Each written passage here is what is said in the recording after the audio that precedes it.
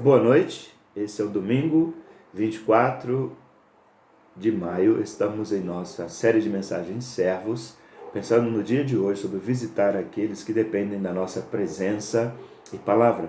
Passagem bíblica de Mateus 25, de 34 a 36. Já temos olhado um pouco nessa passagem pela manhã, e o contexto desse sermão ou desta mensagem que Jesus pregou revela que as boas ações serão critérios pelos quais seremos avaliados por nosso Mestre. Talvez você não entenda inicialmente o porquê dessa pequena parte do versículo que fala da visitação ou do foco na visitação. Cada crente deve visitar os enfermos, os prisioneiros, os recolhidos, os com necessidades. Assim, eu tenho pensado não na condição e responsabilidade apenas do visitador. E também é importante que a gente pense sobre a própria visita em si, na perspectiva daquele que vai receber a minha e a sua. O trecho que me chama a atenção é exatamente esse que Jesus diz aqui, né? Eu estive enfermo e vocês cuidaram de mim. Estive preso e vocês me visitaram. O que quero destacar nesta noite? A primeira coisa é a bênção da visita na perspectiva do próprio Senhor. Deus manda cuidar dos que estão feridos e sofrendo. Os pobres, sem lar e famintos, como Isaías 58:7. Os órfãos e as viúvas, como Tiago 1:27. Os prisioneiros, Hebreu 13:13. Os imigrantes, Deuteronômio 10:18. Os doentes e os aflitos, como Ezequiel 34:5. Então Jesus, quando compartilha esse elenco de pessoas a serem acolhidas e atendidas, visitadas, socorridas, não está partindo do nada. Ele já trabalha com temas e com indivíduos que faziam parte do alvo da visitação. Então, na perspectiva do Senhor, nós temos que cuidar. Qual é a nossa obrigação?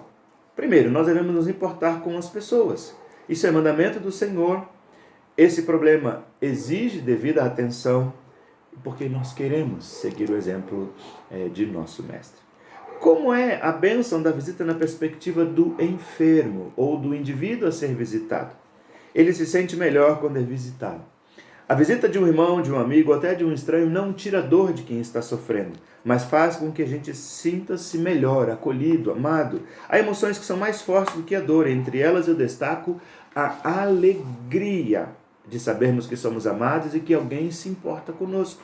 Agradeço a Deus pelos irmãos que vieram me visitar, ou quando me telefonaram, ou mandaram e-mail, ou mensagem pelas redes sociais, das vezes em que estive me recuperando de alguma cirurgia ou impossibilitado de estar com vocês. Me fez muito bem, e creio que faça muito bem também às outras pessoas a quem nós também devemos visitar.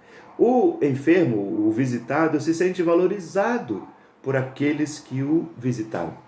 A visita de um irmão, de um amigo ou até de um estranho não evita a chata rotina dos medicamentos, mas faz com que nós sejamos disciplinados e nos ajuda a compreender que ter um amigo é um grande bálsamo. Aliás, os bálsamos ou ungüentos na antiguidade tinham uma função de manter o ferimento úmido e irrigado, até porque quando um ferimento está cicatrizando, ele dói. Amigos como nós podemos ser uns para os outros, familiares e dedicados servos que visitam os enfermos são bálsamos do Senhor para um enfermo. O enfermo também, ou o prisioneiro, o cativo, o impossibilitado de deslocar, sabe que alguém se importa com ele. A visita de um irmão, de um amigo ou de um estranho não cura o nosso mal ou a nossa enfermidade, mas faz com que a gente saiba do fato de que Deus usa vidas e até as enfermidades para acrescentar recompensa à vida daqueles que nos visitaram. Até mesmo na dor ou no leito, eu posso ser instrumento nas mãos de Deus. Por mais que seja incômodo, não rejeite uma visita. Por mais que você esteja sofrendo, seja abençoado e também abençoe o visitador.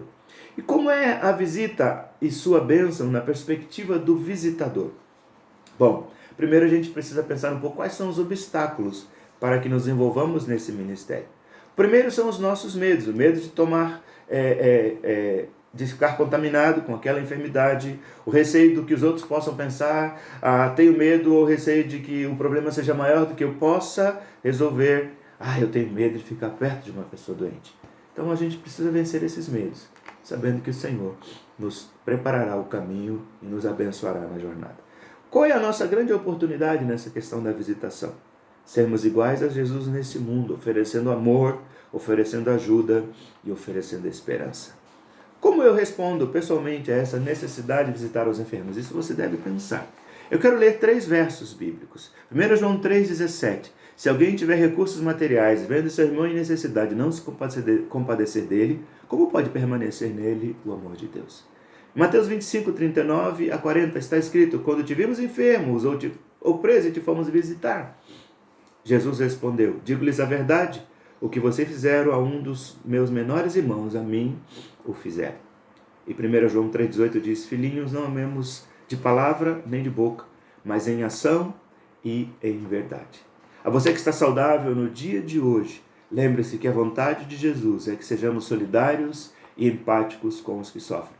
Ore pelos enfermos, visite-os quando isso for possível, compartilhe com ele as bênçãos que o Senhor tem dado e prepare-se para aquele dia quando seremos confrontados pelo Senhor a respeito da comida que demos, da roupa que doamos, do conforto e do consolo que ministramos, da visita, da oração, da mão amiga, do ombro amigo e de um coração misericordioso que compadece daqueles que estão sofrendo.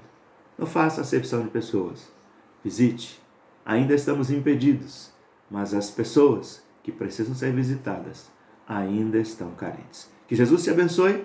Tenha nessa semana não apenas a proteção do Senhor, mas a oportunidade de orar por mim, de orar por nossa nação e sermos instrumentos do Senhor. Enquanto não podemos visitar, podemos mandar uma mensagem, um telefonema e, quem sabe, uma prece aos céus para que Deus haja de forma poderosa na vida daqueles que estão presos, enfermos, impossibilitados. Que Jesus te abençoe.